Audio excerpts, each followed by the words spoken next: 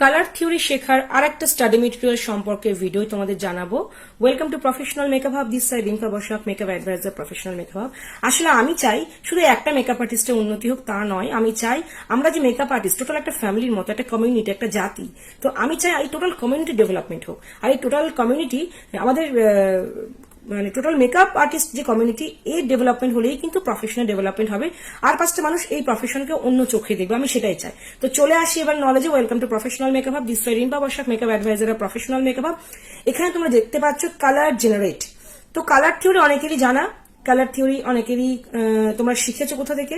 বিষয়টা হলো colour generate করবে কি করে। যেমন ধরো একটা লিপ প্যালেট থেকে আমরা কি কি কালার জেনারেট করতে পারি, বা আইশ্যাডো প্যালেট থেকে আমরা কি কি কালার জেনারেট করি। কালার থিওরি টোটালি একটা সাইন্টিফিক প্রসেস, সেই প্রসেসটাও কিন্তু মেকআপে ইনক্লুড, এবং আমরা এই সাইন্টিফিক ওয়েতে কিন্তু মেকআপের বিভিন্ন কাজে লাগাতে পারি। এই নলেজগুলো আমাদের ভেতরে, অন্তরে, মানে আমাদের হার্ট অ্যান্ড ব্রেন, এই দুটো জায়গায় যদি থাকে, দেখবে তোমাদের কাজের পারফেকশন অনেক ভালো হবে।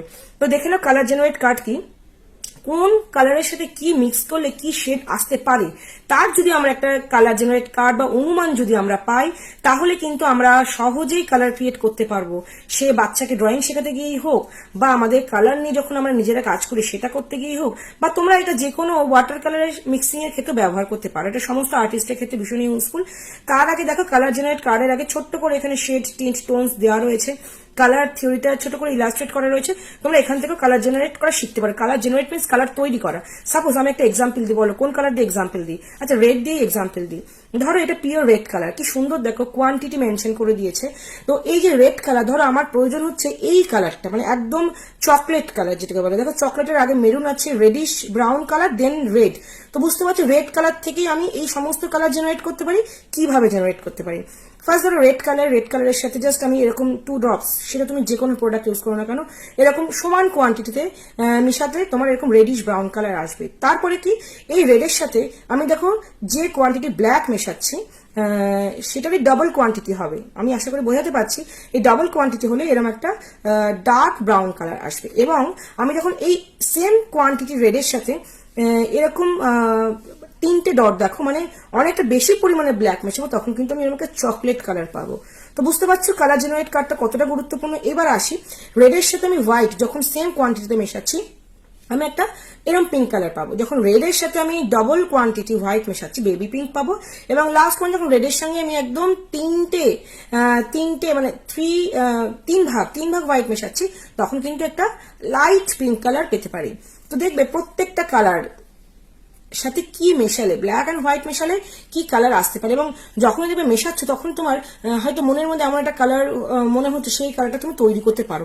এবার কোন কালারের সাথে কি কালার মিক্স করলে কি তৈরি হবে, এটা কিন্তু খুব জানা দরকার। এটা শুধু আমি সিঙ্গেল কালার বললাম, যে রেড একটা প্রাইমারি কালারের সাথে মিক্স করে তুমি এই কালার্স গুলো পাচ্ছ। এবার দেখে নাও, এখানে রেডেরই বিভিন্ন ভ্যারিয়েশন দিয়েছে। মানে রেড থেকে কিন্তু ডিরেক্ট অরেঞ্জে যাওয়া যায় না। আমরা তো জানি রেডের সঙ্গে ইয়েলো মিশালে অরেঞ্জ হয়, রেড থেকে কিন্তু ডিরেক্ট অরেঞ্জ যাওয়া যায় না। এই রেড এবং অরেঞ্জে যাওয়ার আগে কিন্তু অনেক কালার হয়, রেডিশ অরেঞ্জ হয়, ইয়েলিশ রেড হয়, অনেক কালার হয়। যেমন ধরো এখানে রেড প্লাস রেড অরেঞ্জ মেশাচ্ছে। ফার্স্ট এখানে লেখাটা বুঝতে পারছো কি তোমরা, রেডের সাথে ইয়েলো মেশালে অরেঞ্জ হলো, ঠিক আছে। এই যে অরেঞ্জ তৈরি হলো, এই অরেঞ্জটাকে এইখানে দিয়েছে।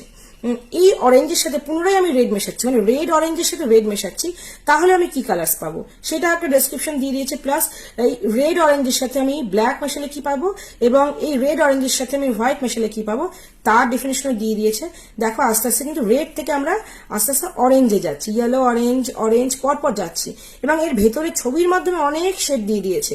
অরেঞ্জ যাওয়ার পর যেতে যেতে যেতে আমি ইয়েলোতে ঢুকছি, আস্তে আস্তে ইয়েলো চলে আসলাম। এই যে ইয়েলো থেকে আস্তে আস্তে আমি লাইট গ্রিন মানে গ্রিনের দিকে যাচ্ছি, ডার্ক গ্রিন যেতে যেতে যেতে যেতে এইবার দেখো আস্তে আস্তে, এই দেখো গ্রিনের পর আমার পার্পল কালার আসছে।